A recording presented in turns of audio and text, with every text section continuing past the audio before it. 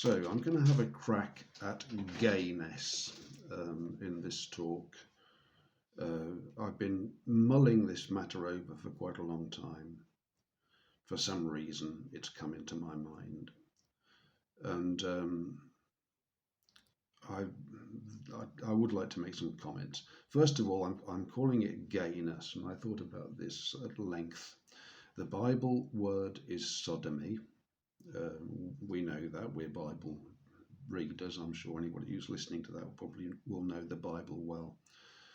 And so the people who practice it are called sodomites because they came from Sodom and Gomorrah originally, and they're known from that origin and the destruction that was brought upon those cities. I think there were several. I think there were more cities than just Sodom and Gomorrah, but it's Sodom and Gomorrah in the Bible. And I avoid using the word because it has a stigma attached to it. And I know a lot of preachers will say, oh yes, well it should have a stigma because it's such a terrible thing. I don't agree with that at all. I think that's an entirely unbiblical approach and a gross misinterpretation of Scripture. So, maybe I have an uphill battle here, but I am, because I'm speaking, as it were, on the side of gay men and women from a scriptural perspective. Perhaps I have an uphill battle. I don't know, but I think it's plain sailing. I think the Bible has been grossly misinterpreted. I'd like to open with this, just a short story. When I was in my primary school, so I would have been 7 or 8 years old, I'd made the acquaintance of a young fellow who joined the class, and he was the most effeminate boy I have ever in my life encountered. Now, I didn't know at that age what an effeminate boy was, of course. I had no real, understanding of these things, but my friend had very pale, almost transparent skin, and sort of pale blue eyes, and he had curly blonde hair, which was long. And this is back in the it could have been the late 1950s, early 1960s. We didn't have long hair. We had short backs and sides when we were at school, or when we went to the Scouts, when we practiced slouching around and being cool. I mean, I wasn't very good at those things because I was pretty uncool myself, but I could see that was what was going on in the playground. So my friend used to skip around the outside of the playground, actual skipping. And as he skipped, he held his hands up at his shoulder height, with his arms at shoulder height, really, up at the side of his body, and he would hold his hands parallel to the ground, but with the wrist flexible, so that as he skipped, his hands would flutter. And he had a little song, or little songs, that he used to sing as he went round the playground.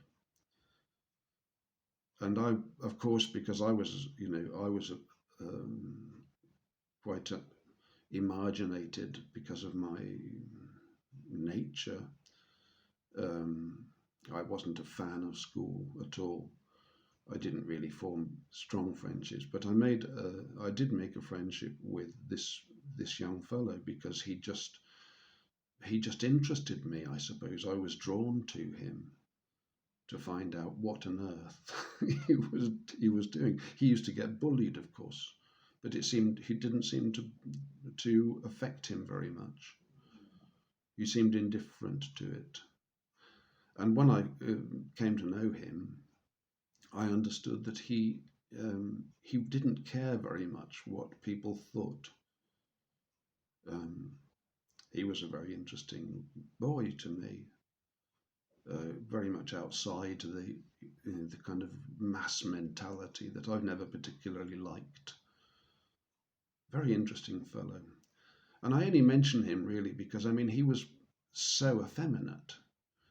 Um, there is such a thing as a boy who is effeminate. There always has been. Now, whether that his effeminate nature, I'm talking about somebody who would have been probably 8 or 9, maybe 10, because it was primary school. I suppose 11, even because we left at 11, didn't we? So this was his nature.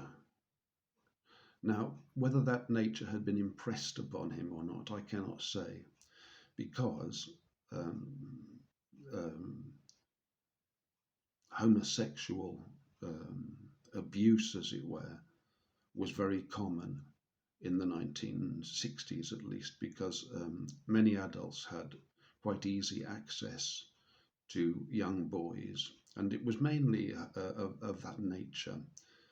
And they used the access that they had, whether it was the scout master or the teacher. It was acceptable in those years to punish a boy and a girl, in fact, on the bare buttocks with a stick in private in one's office. And so many of those encounters would become sexual if the master was so inclined, or the scout master. I don't think the scouts could cane one on the buttocks, but certainly in school they had that authority, and they would use it. It's a travesty that such a thing should be done, of course, because these men had no godly authority for their actions. It was wickedness. So one might say, well, perhaps this young fellow had been abused, and that had given him his effeminate nature. And I don't know that. I can't. It would take studies that I just don't have access to. I don't know what. But it does seem to me that not unlikely that we are born to some extent with a certain level, different levels of male and female energy. And effeminate men have been part of society since the dawn of time. And they are very often favoured by straight men for sexual pleasure. This was more open in the past, particularly, of course, in Greek society, but also in Roman society. But anybody who thinks that this practice has ceased has not paid careful attention to what is happening around us. So they are, as it were, at the zenith of sexual allure, because all eroticism and lust is based on male energy, whether it's men or women. It's the male energy. That's the power center for this type of endeavor. It may not be conscious, but the decision to engage in practices of eroticism and lust, which can be a decision, and I'm not criticizing it. There are, I've been there, as it were, and perhaps many people have, but they lead to a general increase in the degree of departure from what Paul calls the natural use. And it's slightly interesting, that natural use, of course, because nature does exhibit same-sex unions. So I don't know whether that's something to meditate on. I can't quite encompass that in my mind. But nonetheless, so I would just establish the principle that not all men are created equal, and perhaps not all women are created equal. It would make sense, wouldn't it? We have our nature, and our nature can be different. Now, you'd say, well, the Bible is meant to bring everybody into a certain natural conviction, and perhaps it is. This is something that we shall have to see through the course of time.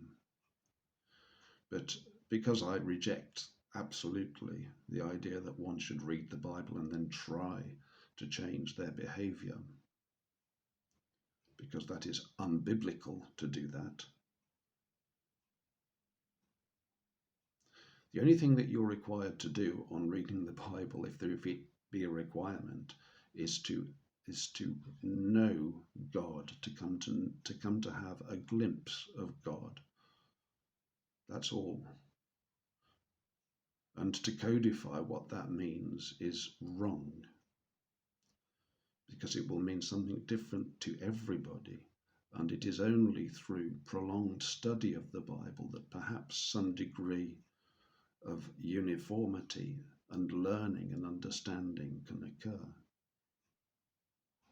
So if we read Romans 1, which is Paul's famous rant that is often quoted to condemn our gay brothers and sisters, to condemn them, and I've heard it quoted often in the church, and I was fairly sure about it because it seemed to say it quite clearly. I mean, not that I've ever felt any animosity towards a gay man. I've had several gay, I wouldn't say friends, but more acquaintances. I think I would always thought that I would feel uncomfortable to be a friend, like a close friend of somebody who's gay, because I don't understand the sexual boundaries.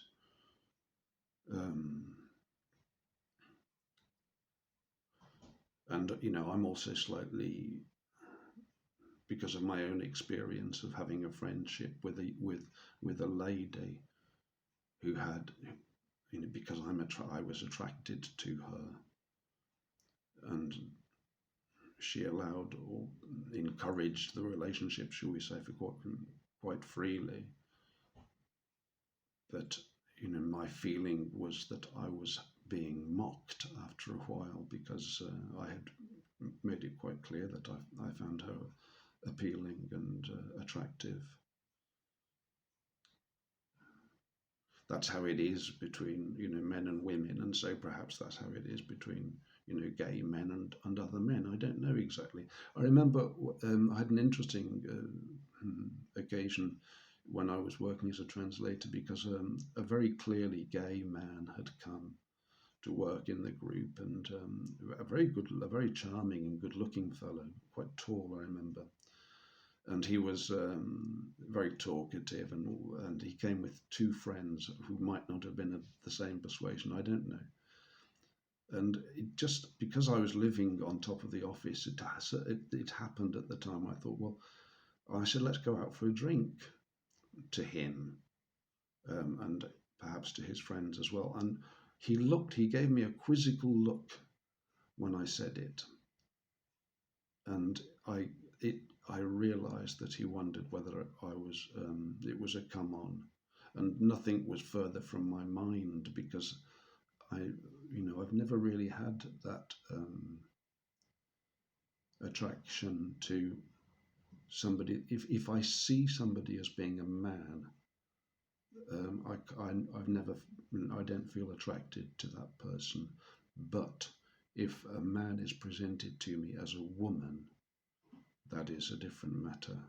You see, people who criticise gay men, they don't understand that all men are gay, and a lot of gay men know that. It's just a part of the knowledge. We need to understand that. Thailand should teach us that, if nothing else. Because if a man says that this, that, and the other, and then is presented with well presented transsexual, then they will feel attraction, because transsexuals are particularly attractive because they're muscular, slim, and they have the angular male face, which is people find very appealing, and they have the stare as well. They can have those alluring eyes. They're not, women are different. You see, women are softer. Women have a different energy, and the real hard sexual energy is a male energy. Also between women, I think, as far as I know, I mean, I've not known very many lesbians or gay women, or whatever they call them these days, but I think it's one of the two would take a male role. There's the male energy is the penetrative energy, isn't it? You see, that's why that's the center of lust, and it always will be. You can't eliminate it. You have to, because it's part of our fallen sin nature, if you like. I mean, biblically speaking, the only reason for penetrative sex is for procreation. That would be the logical thing. But you see, we are also, made in the image of God. And so our instincts can't be, we can't divorce ourselves from our instincts, or you could call them our baser instincts. That would be a futile exercise. And really, the Bible can't possibly require it of you, because we are saved by grace and not by works. We are saved by the grace of God. So we plot our conduct really as each of us, but it's in the hands of God how we behave ourselves, what draws us, what repels us. You can't really consciously control that. And if you try to exert conscious control, what will happen is that the thing that you're trying to crush will acquire greater power over you. It's a bit like trying to stop smoking. It's not a successful tactic. So the only way, to deal with these things is to integrate them into your life, into your psyche in some way or another. Repression is not a valid tactic, and it's not something that should be practiced. You see, because of the all the warnings about trying to replace God with our own efforts. We need to trust in God. That's what we do. So if we trust in God, then we just have to follow our instincts, because God is able to divine them and command them. Now, this problem with our gay brothers and sisters, of course, is very, very serious when you look at the second great commandment: thou shalt love thy neighbour as thyself, which Jesus places so much importance, of course, on the first one. Love God with all thy might, all thy strength, all thy heart, all thy soul, etc. And then love thy neighbour. So that's a big red flag, basically, right there, that there should be this divide between Christians and people who are gay, or that we should be seen as separate, as quite unbiblical. And of course the church it's always the church behind this stuff, But if we read Paul again, let me just read Paul and I'll explain my problem with it. For the wrath of God is revealed. This is reading from Romans 18. For the wrath of God is revealed from heaven against all ungodliness and unrighteousness of men who hold the truth in unrighteousness. So they know the truth, but they're not sharing it. They are withholding it. because that which may be known of God is manifest in them, for God hath shewed it unto them. Well, that would be a Descartesian argument for the existence of God. We are born with an idea that there is a God, and therefore there is a God. That's what I think Descartes would claim. But the Bible goes on with a more Humesian argument, if I can say so. For the invisible things of him from the creation of the world are clearly seen, being understood by the things that are made, even his eternal power and Godhead, so that they are without excuse. So that's the existence of God summarized from two different philosophical standpoints. Because through experience of creation, be the second one, the first one, because it is an innate understanding of every man and woman, which is, you probably can't prove either of those things, but those are, the basic philosophical tenets that are used. Because that when they knew God, they glorified him not as God, neither were thankful, but became vain in their imaginations, and their foolish heart was darkened. So, the problem here then is not recognizing the authority of the King of Kings, of Jesus Christ, to turning one's back upon the very Godhead. Professing themselves to be wise, they became fools, and we see that, of course, with sometimes the very seat of atheism is among some of our most learned men. You only have to listen to Hitchens speak. My wife's best friend, who was a gay man who lived in Rome, an art dealer. A very erudite and clever man indeed. A very clever man. But I think he was an atheist. I don't know whether we spoke about that aspect. Perhaps I'm assuming that now out of prejudice. Perhaps so.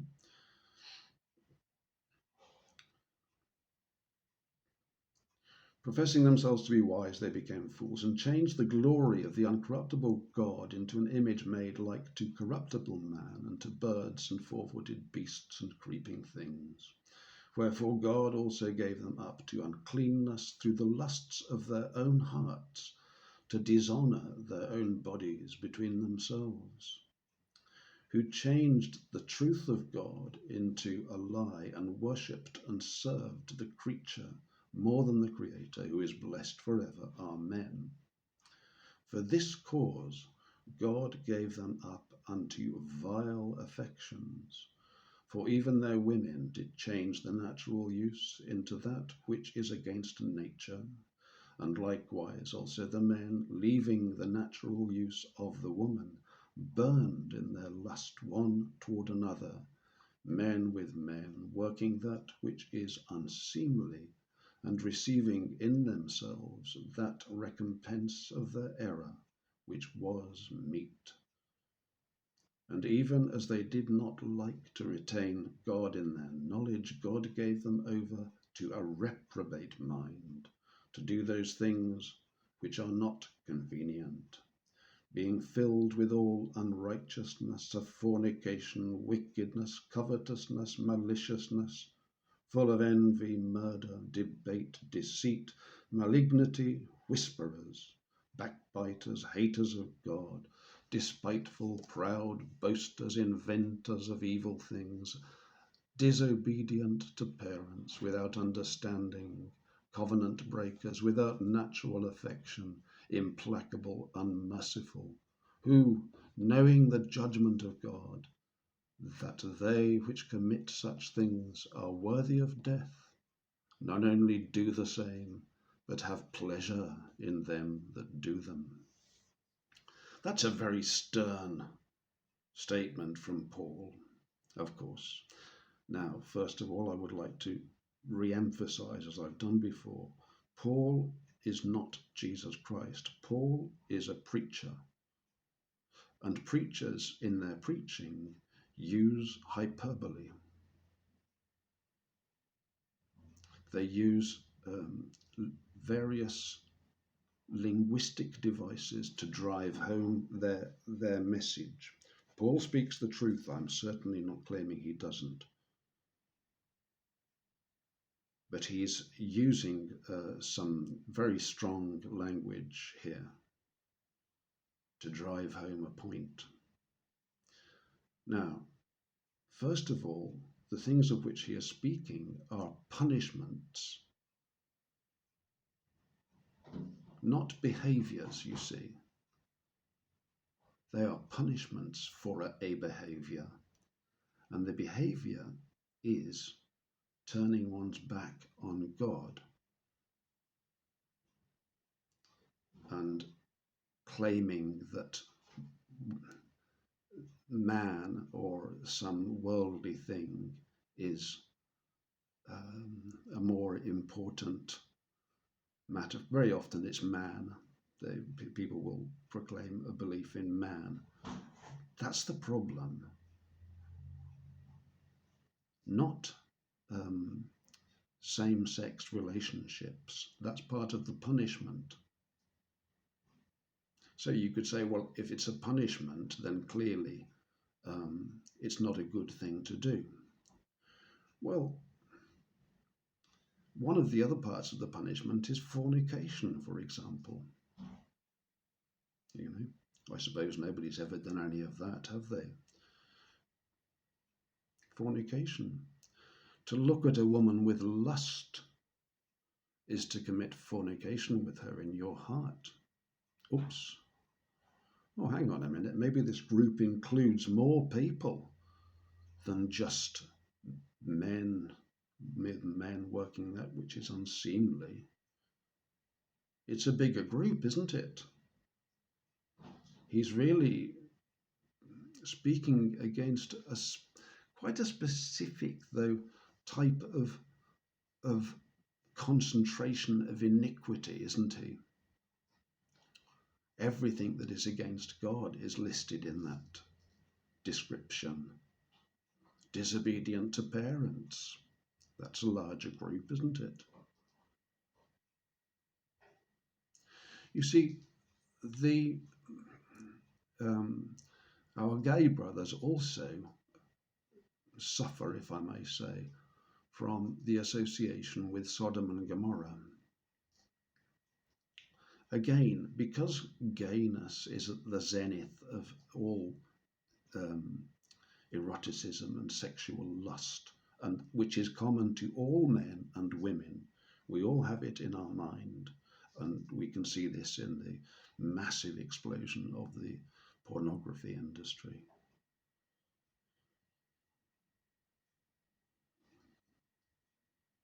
The idea that we should hold ourselves in horror and try not to watch pornography because we think it's bad for us is heinous.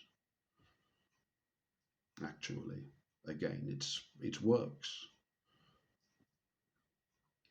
People should watch as much pornography as they want to, as far as I'm concerned.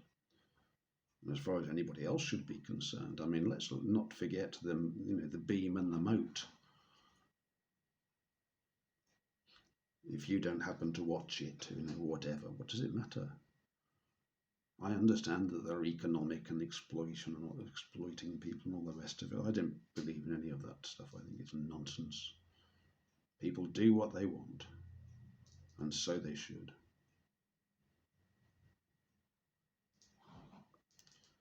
They're part of our nature, you see, these baser instincts, as it were. We can't divorce ourselves from them. We have to make an alliance almost with them.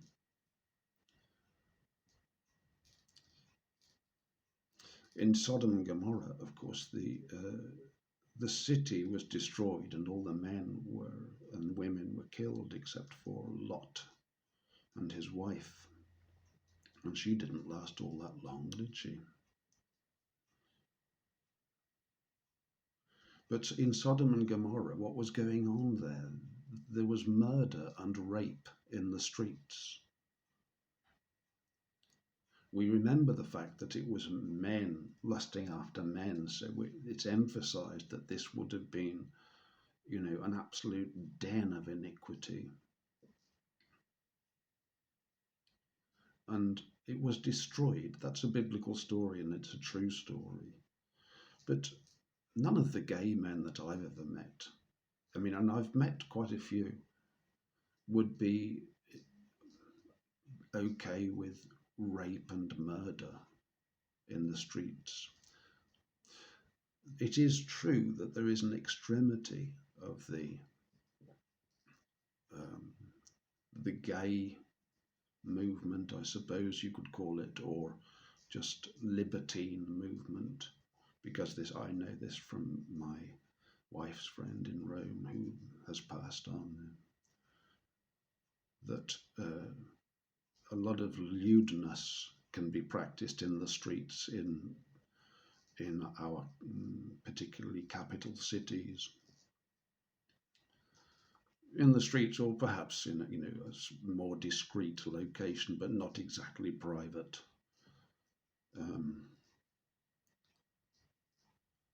I've heard stories that would make one's hair stand on end with the streets of Rome in the small hours, but I think one would have to be careful where one walked.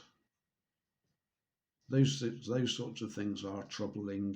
I don't like them at all. But that whether it's homosexual sex or ordinary, it doesn't make any difference, does it? As I've said before, all lust is essentially between men.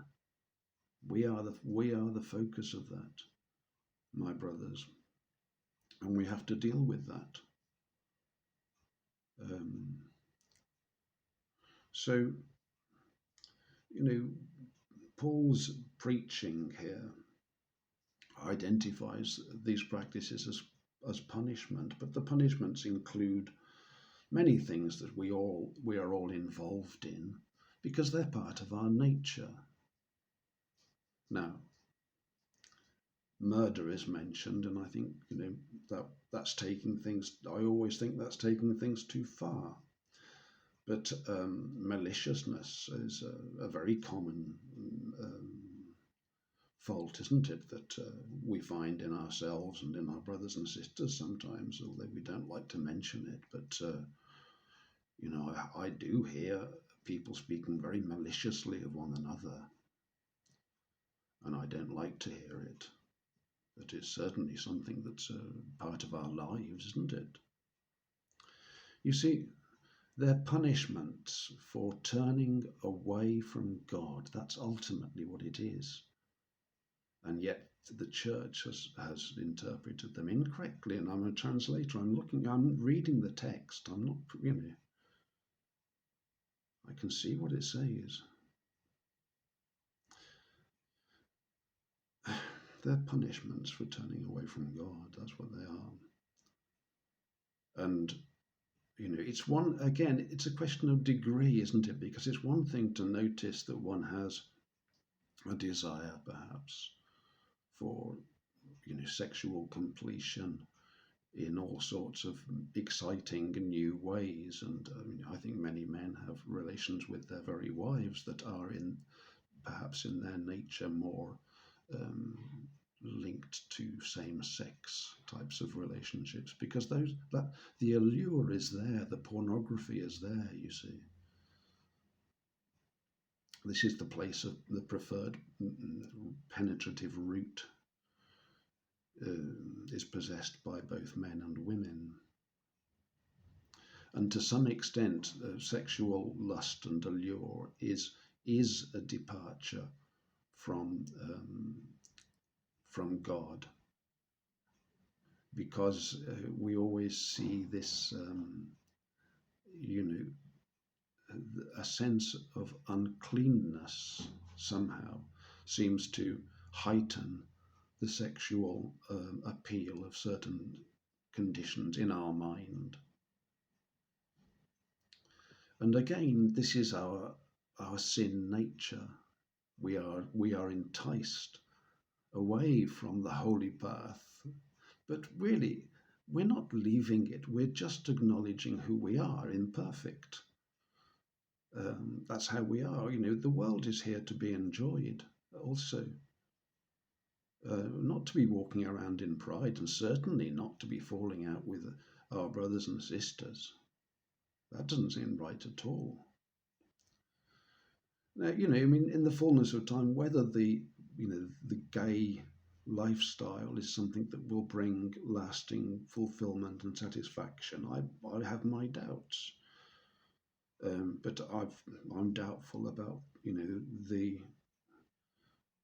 any lifestyle where sexual activity and sexual fulfillment play such an important role, because it's a sexual allure and satisfaction. Those things are quite ephemeral. They don't last. You see, it's just a moment. So I think if anybody has the opportunity to be married and have a supportive relationship, that's a preferable way of living, purely from the practical standpoint. But I mean, what one does on weekends and in the evenings is neither here nor there, is it? I mean, we know how to spend our time. It's our business. You might say, well, I'm going to go for a walk, and somebody will say, well, I'm just going to nip down the gay quarter or something like that, or go and see my girlfriend or boyfriend. I mean, those sorts of things go on, and they are very damaging behaviours for all sorts of complex reasons. But we have to trust in God, that His will be done, as we pray, Thy will be done. We pray that. We want that to happen. We want it to happen through our lives. But it's not our job to let God know what His will is. This is what I want to really stress. There is no reason. Also, even with the sort of the gay pride stuff, which Christians get all upset about because there's so much open lewdness. I don't like to see open lewdness in any, whether it's male or female, and I see a lot of it now. But it took me a long time to develop that feeling. I didn't do it deliberately. It came upon me, shall we say. I've become more conservative in respect of certain things, perhaps. I'm an old man now. But I mean, it doesn't, let them, people must be free to express themselves as they please. You see, there's no good sending people out with tracts to hand out to the people that's just playing, that's just theatre. We're not involved in theatre, we're involved in building a society of brotherly love and sisterly love, and the love of God, upon which it must be based.